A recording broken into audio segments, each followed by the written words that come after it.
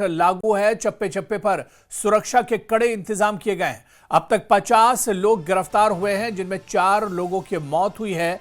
2 दिन के लिए स्कूल कॉलेज बंद रखे गए हैं। लोगों से शांति में सहयोग की अपील की गई है। तो लद्दाख से बड़ी खबर, जहां आज भी धारा 163 लागू है। चप्पे चप्पे पर सुरक्षा के कड़े इंतजाम किए गए हैं। अब तक 50 लोगों की गिरफ्तारी हुई है और इसके अलावा जो हिंसा हुई थी उसमें 4 लोगों की मौत हुई थी। 2 दिन के लिए स्कूल कॉलेज बंद रखे गए हैं। लोगों से शांति में सहयोग की अपील की गई है। आपको बताते चलें कि 24 सितंबर को अचानक जो प्रोटेस्ट हो रहा था वो हिंसा में बदल गया था और लेह के अंदर बड़े पैमाने पर उत्पात मचा था, बड़े पैमाने पर हिंसा हुई थी, जिसमें लेह हिल काउंसिल के दफ्तर को आग लगा दी गई थी, बीजेपी दफ्तर को आग लगा दी गई थी, सीआरपीएफ की गाड़ी में आग लगा दी गई थी और यह हंगामा काफी ज्यादा बढ़ गया था। और अब लद्दाख में आज भी धारा 163 लागू है और इसके अलावा चप्पे चप्पे पर सुरक्षा के कड़े इंतजाम किए गए हैं। अब तक 50 लोगों की गिरफ्तारी हो गई है और इन लोगों से जांच पड़ताल की जाएगी, पूछताछ की जाएगी। हालांकि जो हिंसा हुई थी इसमें 4 लोगों की मौत हुई थी। 2 दिन के लिए स्कूल कॉलेज अभी बंद रहेंगे। लोगों से शांति में सहयोग की अपील की गई है। तो धारा 163 लागू है। लेह में अगर बात करें 2 दिन के लिए स्कूल कॉलेज भी एहतियातन बंद कर दिए गए हैं और आपको बताते चलें कि अब हालात धीरे धीरे पटरी पर लौट रहे हैं, क्योंकि हालात तो बेहतर हैं लेकिन कशीदगी कहीं ना कहीं, तनाव कहीं ना कहीं अभी भी एक तरह से बना हुआ है। अब तक 50 लोगों की गिरफ्तारी हुई है और 4 लोग इस हिंसा के शिकार हुए, यानी 4 लोगों की मौत हुई है। तो लोगों से शांति में सहयोग की लगातार अपील की जा रही है। लद्दाख में आज भी धारा 163 लागू है और चप्पे चप्पे पर सुरक्षा के कड़े इंतजाम किए गए हैं। तो 24 तारीख जिस तरह से लेह में हंगामा हुआ था, बड़े पैमाने पर एहतजाज किया गया था और यह एहतजाज पुरतशद्दुद हो गया था। उस 24 सितंबर की तस्वीरें भी हम आपको दिखा रहे हैं, किस तरह से लोग उग्र हो गए थे और उसके बाद काफ़ी ज़्यादा हंगामा हुआ था। और एक तस्वीर हम आज की भी दिखा रहे हैं जहां पर लगातार धारा 163 लागू है और इसके अलावा एहतियातन ये बड़ा कदम उठाया गया है।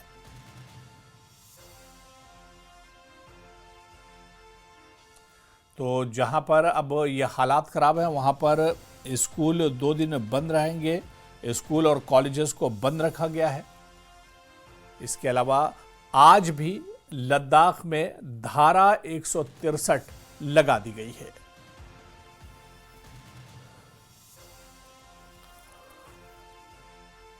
तो 2 दिन के लिए स्कूल कॉलेज बंद रहेंगे पूरे लद्दाख में। और हिंसा वाले लद्दाख में आज जो हालात हैं कदरे बेहतर हैं, लेकिन लोगों से यही कहा गया है कि वो पीसफुल रहें और एक तरह से तमाम चीज़ों में एहतियात बरतें। Total 90 injured person district hospital में एडमिट हुआ था। इसमें 4 जो है उनका डेथ हुआ था और साथ ही 7 इंजर्ड क्रिटिकली इंजर्ड हुआ था और उसमें मेजर ट्रॉमा में 20 लोग थे। माइनर ट्रॉमा में 60 जो कल 24 तारीख को जो हुआ था उसमें माइनर ट्रॉमा में 61 से 1 थे, यानी 61 थे।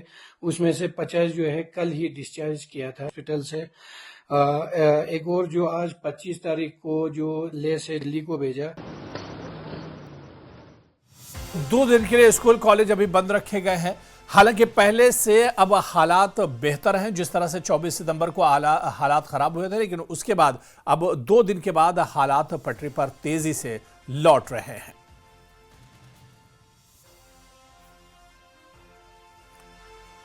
उधर लद्दाख हिंसा में विदेशी कनेक्शन सामने आया है। सूत्रों का दावा है कि प्लानिंग से भड़काई गई थी हिंसा। 20 से ज्यादा नेपाली मौके पर मौजूद थे। अब तक 4 नेपाली नागरिक भी गिरफ्तार किए गए हैं। तो एक साजिश का कनेक्शन नजर आ रहा है कि लद्दाख में हिंसा में विदेशी कनेक्शन सामने आया है।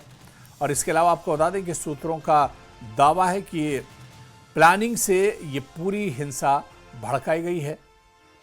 20 से ज्यादा नेपाली मौके पर मौजूद थे।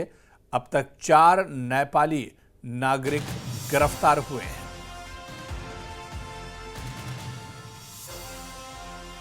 तो लद्दाख हिंसा में विदेशी कनेक्शन भी अब सामने आया है। ये खबर भी सामने आई है। और चलिए, हमारे सहयोगी मोरूप इस वक्त हमारे साथ जुड़े हुए। मोरूप, लगातार इस हादसे को, इस घटना को जिस तरह से प्रोटेस्ट किया जा रहा है, इसे लगातार कवर कर रहे हैं। मोरूप, आज किस तरह के हालात हैं? पहले तो लेह की बात करें और उसके बाद पूरे लद्दाख की अगर बात करें तो आज तीसरा दिन है, 26 तारीख है। किस तरह के हालात हैं? जी, सबसे पहले मैं आपको अभी तक की जो वाकया हुआ इसके बारे में थोड़ा आपको बता दूं। जो जी, जैसे कि हमारे जो एडिशनल डिस्ट्रिक्ट मजिस्ट्रेट ने बताया कि 7 पेशेंट आईसीयू में थे, सभी की हालत स्टेबल में था, लेकिन एक लेडी है, उनकी हालत थोड़ा नाजुक बताई गए थे। तो उनको कल एयरफोर्स की स्पेशल प्लेन से दिल्ली एम्स में भर्ती कराया गया। तो ये कल जिस तरह से 24 तारीख को ये आया था, उसके बाद 25 तारीख को एयरफोर्स की जो स्पेशल जहाज के थ्रू उनको दिल्ली एयरलिफ्ट किया गया।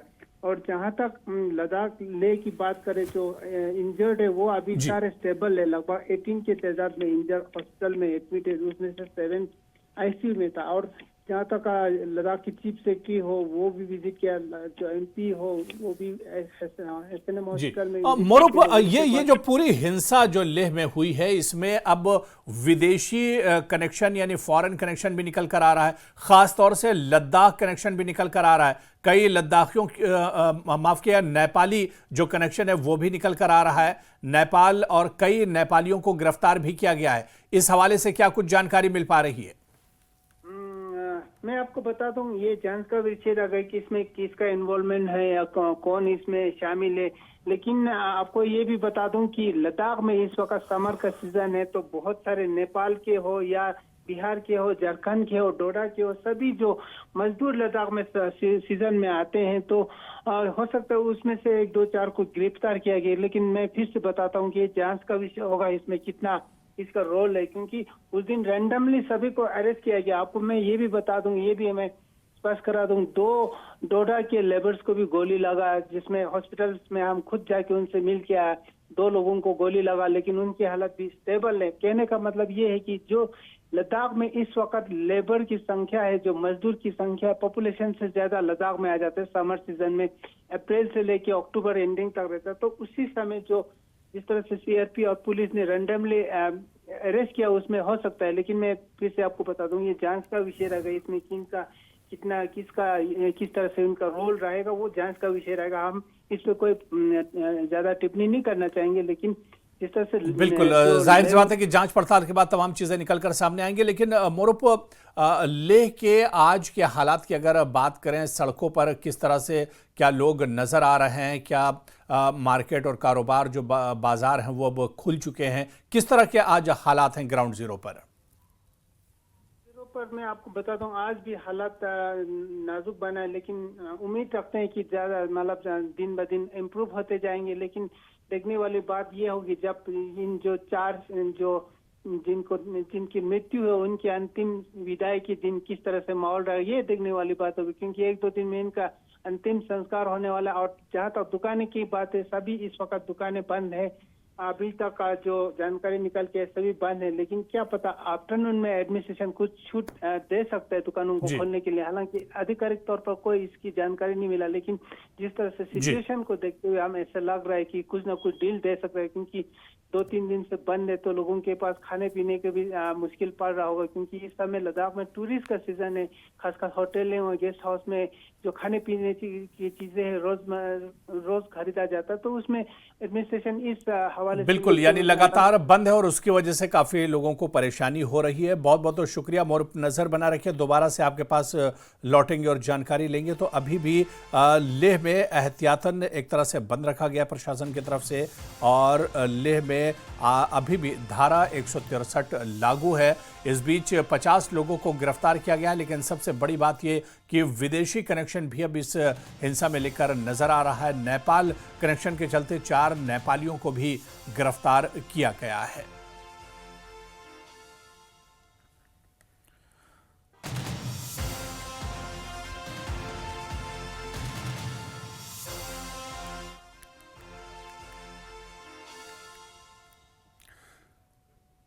उधर लेह हिंसा को लेकर लद्दाख के एलजी कविंदर गुप्ता ने न्यूज 18 से खास बातचीत में कहा कि अब लेह में स्थिति धीरे धीरे सामान्य हो रही है। इस दौरान एलजी ने लोगों से शांति बनाए रखने की भी अपील की है। साथ ही उपराज्यपाल कविंदर गुप्ता ने विपक्षी दलों पर निशाना भी साधा है। सुनिए।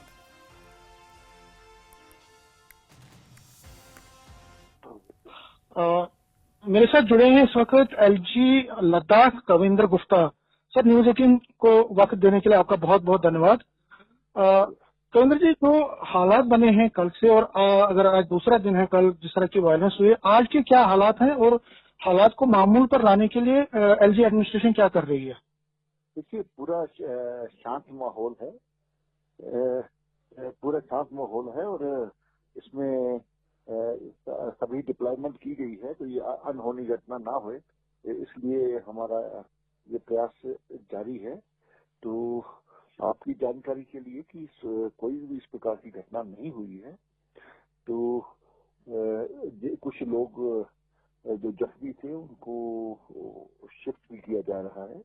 तो इन सभी विषयों पर काफी लोगों को डिस्चार्ज भी कर दिया गया है। तो मुझे लगता है कि हमने 163 जो लगा के रखी है, लोगों को कोई परेशानी नहीं रखी है। लोग कुछ भी कहीं जाना चाहें, लेकिन जो एक एहतियात रहती है कि 8 से 10 लोग इकट्ठे ना हो, इस तरह प्रकार की पूरी वो की गई है।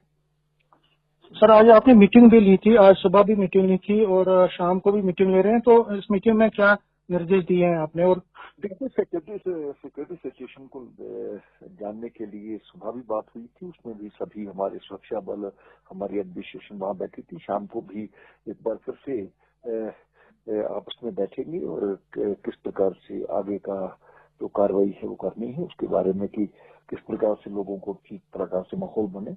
ये ठीक है कि अभी लोगों को इकट्ठे होने पर और जुलूस निकालने पर बैन लगाया गया है, तो वो अभी जारी रहेगा। बाकी मैं लगता है कि सारी जो जानकारी उपलब्ध होगी उसके बाद ही आपको कुछ कह सकूंगा।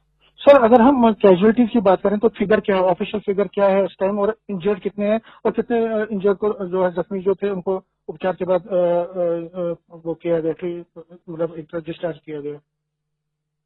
देखिए, अभी 5 बजे इसकी जानकारी दूंगा, लेकिन ये कहा गया था, पहले भी डायरेक्शन दी गई थी कि जो लोग हैं उनको कम से कम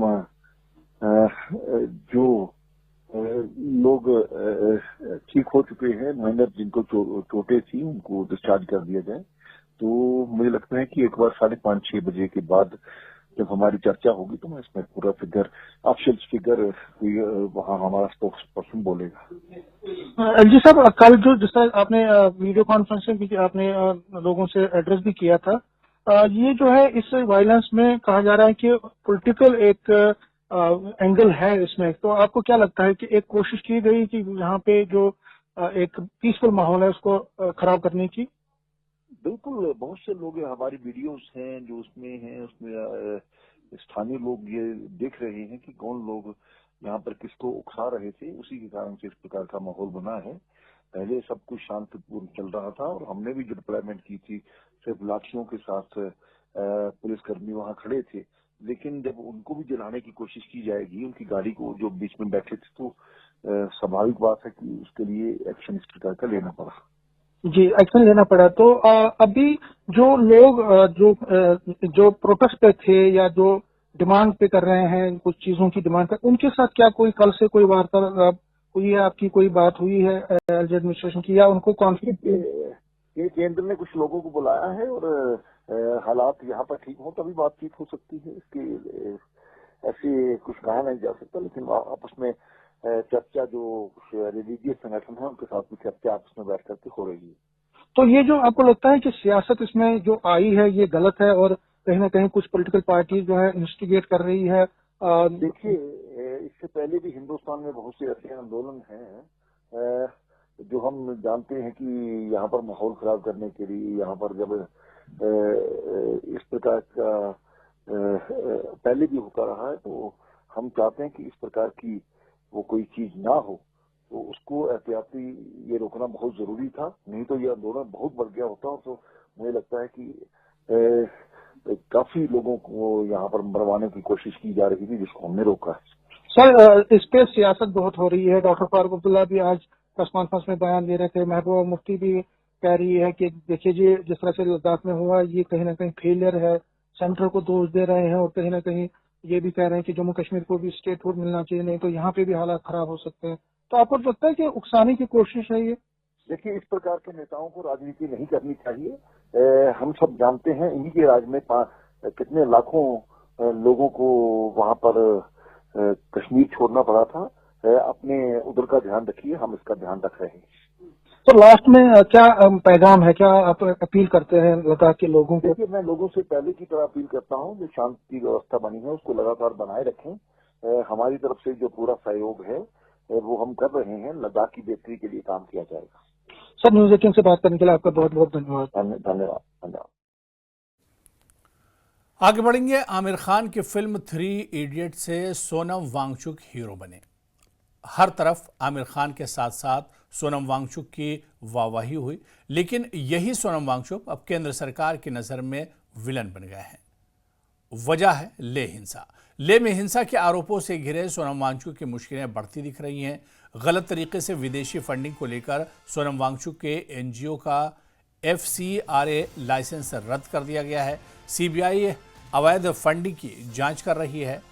आरोप है कि सोनम वांगचुक के Himalayan institute of alternatives Ladakh यानी HIAL और दूसरे संस्थानों में विदेशी फंडिंग के नियमों का उल्लंघन हुआ है। करोड़ों रुपयों की हेराफेरी हुई है। जांच में पाया गया है कि HIAL ने विदेशी अनुदान के बिना FCRA रजिस्ट्रेशन के कई करोड़ रुपए हासिल किए और अपने खातों की पूरी जानकारी नहीं दी। CBI ने गड़बड़ी की जांच शुरू कर दी है। शुरुआती जांच में पाया गया है कि हेल ने गलत तरीके से करोड़ों रुपए हासिल किए हैं, अपने खातों की पूरी जानकारी नहीं दी और हेल्थ से अपनी कंपनी सेशियन इन्वेंशंस प्राइवेट लिमिटेड को करोड़ों रुपये ट्रांसफर कर दिए, जो संदिग्ध है। जांच में यह भी पता चला है कि सोनम वांगचुक के कई व्यक्तिगत बैंक खाते हैं, जिसमें से अधिकांश घोषित नहीं है और उन खातों में विदेशी फंडिंग हुई है। साथ ही वांगचुक ने साल 2021 से 24 के बीच करोड़ों रुपये विदेशों में भी भेजे हैं। उन्होंने निशाना साधा और 1.5 महीना पहले हमें बताया गया कि आप पर एक FIR है, वो भी देशद्रोह का है। उसके बाद हमारे विद्यालय की ज़मीन वापस ले जा रहे हैं, ऐसा नोटिस आया। उसके बाद CBI की इंक्वायरी, ये 2 हफ्ते पहले की बात है, CBI की, फिर इनकम टैक्स के पता नहीं क्या क्या। तो CBI के नोटिस में ये लिखा है कि 2022 से 24 में आपकी संस्था ने विदेशी मुद्रा ग्रहण किया, जबकि आपके पास अनुमति नहीं है, FCRA नहीं है। हमने FCRA नहीं लिया क्योंकि हमारा इरादा नहीं है विदेशों से हम भीख मांगे, ठीक है। मगर 2000 लेकिन आपने पैसे तो लिए। हाँ, अब देखिए वो क्या पैसा है। ये किसी भी यूनिवर्सिटी का सपना होगा और जो ये यूनिवर्सिटी करने में काबिल होगी उसे पुरस्कार दिया जाएगा कि उसका ज्ञान यानी कि भारत का ज्ञान विदेशों में निर्यात हो। तो हमारे जो पैसिव सोलर हीटेड बिल्डिंग्स है जो हमने लोगों के लिए, इंडियन आर्मी के लिए बनाए, वो अफगानिस्तान में ले जाना चाहते थे संयुक्त राष्ट्र संघ, यूनाइटेड नेशंस, और उन्होंने इसके लिए हमें फीस अदा की। उसी तरह हमारे आर्टिफिशियल ग्लेशियर्स को स्विट्ज़रलैंड की एक यूनिवर्सिटी और इटली के एक संस्था चाहते थे कि ये प्रोजेक्ट्स में प्रयोग किया जाए। उसके लिए हमें ज्ञान की दक्षिणा फीस अदा की। वो फीस बाज़ाब्ता टैक्स के साथ है। आप जब चंदा लेते हैं उस पर टैक्स नहीं लगता है। ये सर्विस एग्रीमेंट है जो आपकी एक क्या कहते हैं, इज्जतदार नॉलेज पार्टनर किसी और को नॉलेज सप्लाई करता है। तो इसको फॉरेन कंट्रीब्यूशन नहीं कहते हैं। वो भी समझ गए कि उन्होंने गलती से इसे फॉरेन कंट्रीब्यूशन माना, मगर बंद करने के बजाय अब वो 22 से 24 के बजाय 21-20 कहीं तो कुछ मिले ढूंढने लग गए। फिर हमारे जो छोटे बच्चों का विद्यालय है वहाँ चले गए, उससे मांगने लगे। ठीक है, मांगिए, आपको जो मिले ले लीजिए। सोनम वांगचुक ने कहा कि उन पर पीएसए लगाने की तैयारी की जा रही है ताकि 2 साल के लिए बिना जांच और बेल के जेल भेजा जा सके। मुझे बिल्कुल डर नहीं है, मैं इंतजार कर रहा हूं, मुझे गिरफ्तार कर सकते हैं। मुझे वैसे भी ऐसे खबरें आती गई बहुत अच्छे सूत्रों से कि आपके खिलाफ पब्लिक सेफ्टी एक्ट का केस बनाया जा रहा है ताकि आपको 2 साल के लिए बिना जांच के, बिना बेल के जेल भेजा जा सके। तो आपको डर है कि अब आपकी गिरफ्तारी? बिल्कुल डर नहीं है, मैं बिल्कुल इंतज़ार कर रहा हूं। बल्कि मैं ये सोचता हूं कि न्योता देंगे पुलिस को कि आए आपको गिरफ्तार? बिल्कुल देंगे, क्यों नहीं देंगे। जब वो चाहें हमें गिरफ्तार कर सकता है। मैं सोचता हूं कि मेरे जेल में होना देश को ज़्यादा जगाएगा मेरे बाहर होने से, क्योंकि देश नज़ारा देखेगा। जो आदमी देश विदेश से भारत के लिए मैग्सेसे से लेके रोलेक्स अवार्ड से लेके 30 पुरस्कार लाता है, 8 तो यूनिवर्सिटीज़ के ऑनररी डॉक्टरेट्स लाता है, देश का नाम ऊंचा करता है, यहाँ के ज्ञान को निर्यात करता है और चीन जैसे देशों के खिलाफ बायकॉट चाइनीज़ प्रोडक्ट्स का मुहिम चलाता है, जो आगे ले जाके सरकार भी उसे आगे बढ़ाती है। उसी आदमी को हम आज ऐसे दोषों में जेल डाल रहे हैं। ये नज़ारा जब वो देखेंगे तब वो समझेंगे कि आज देश कैसे चल रहा है। तो इसलिए मैं सोचता हूँ मेरी देश सेवा की यही एक आखिरी कड़ी रह गई है।